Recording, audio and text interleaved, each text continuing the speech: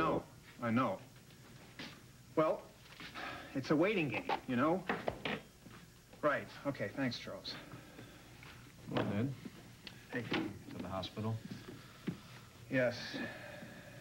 I mean, Rick's jumped to the top of the list for the organ transplant, but there's still no heart. Yeah, it'll happen. Here.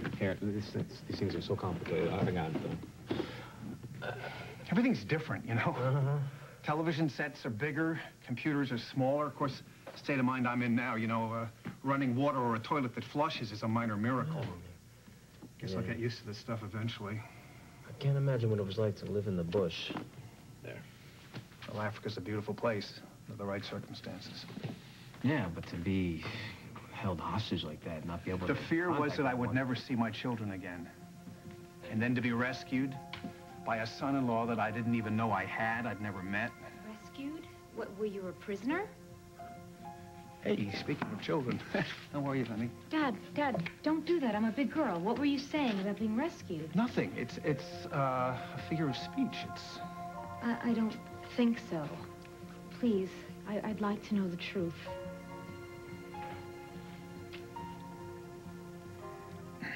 She's gonna get this out of you, eventually, isn't she? Oh, yes, she's very good at it.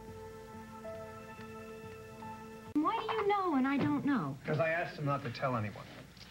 I mean, I just thought that with Rick sick, it wasn't the right time. I wasn't trying to keep you in the dark, sweetie. I was just... Just trying to protect me?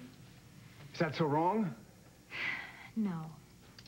But I need to know everything.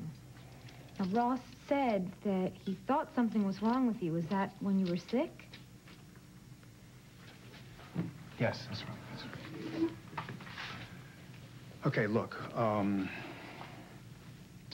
when Ross called me, when you were on trial, I was sick with malaria. I was out of my mind with fever. I didn't know one day from the next. But something that he said must have penetrated because I kept hearing your voice. My voice? But it sounded like when you were a little girl. I mean, it's like you were calling me over and over again. And so when the fever broke, when I got a little strength back, when I could actually stand up, all I could think about was getting to an airport so I could get home to you. And if I hadn't been so stubborn, it might actually have worked. What do you mean? This is the part of Africa that I was in. It's not a safe place. If you're going to travel, you have to go in a group. But I was so desperate to get there, to get out, that I tried to do it on my own. And that was a mistake. Because kidnapping and violence, it's a way of life there. You were kidnapped? Well, why would they take you? What did they want from you? They wanted the one thing that I had to offer. My skill as a doctor. And you got to understand that Africa, it's a different place. I mean, old people, little babies, they're dying everywhere. Food is scarce, water is just non-existent certain times of the year, disease. These people needed me. So they held you hostage. I was never mistreated physically, but I was never free to leave. And so you accept that, and there's all this work to do, and I tried to do it the best I could. And so weeks turned into months, months turned into years, and then way, way past when I thought I was ever going to get home. These people showed up, and they were looking for me. Danny's people.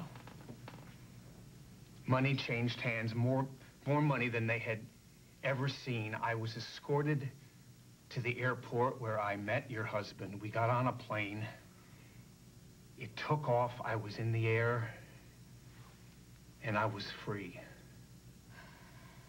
And Danny and I talked for a long time, and I fell asleep like an old man, and I slept and I ate and I slept some more. And when I woke up, I was home.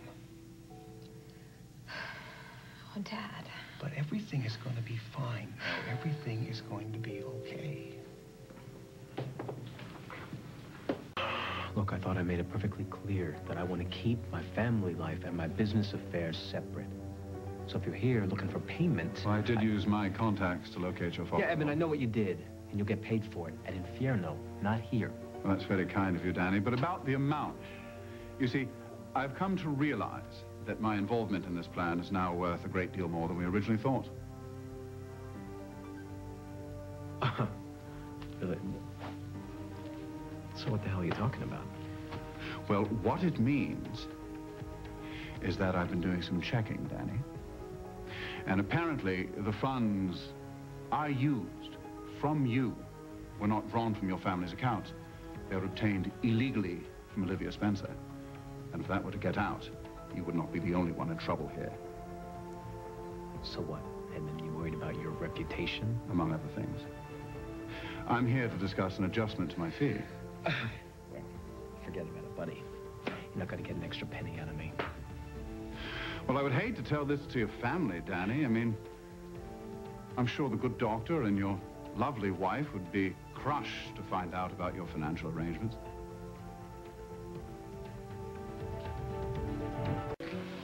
Hey. Hey. Hi. Oh, God, I've been needing this hug all night long. Where's Robbie? He's with the sitter. Honey, you look so tired. I had no time to sleep. The ER was just completely swamped. My dad even came with me, but even with all the volunteers, the staff was just completely overwhelmed with all the patients. So many accidents. Come on, sit.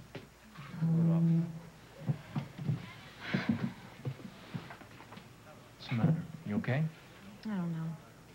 I signed on to be a physician's assistant to help people. And I just don't think I can watch people suffer like that. Yeah, well, you watch them recover, too, right? Yeah, but when they don't, they're not just patients, you know. They're somebody's father or somebody's sister or son. Brother. I know. Danny. I saw Richard Winslow. Yeah, I heard about his accident on the news. How was he? He's bad. Luca. Hey, Danny.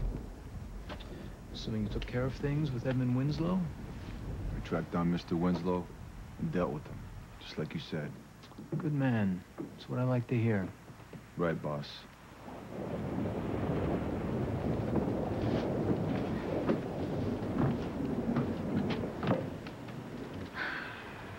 Danny, that was, I know who that was, Mother. did I hear right? Did he call you boss? I don't know what you heard, Carmen.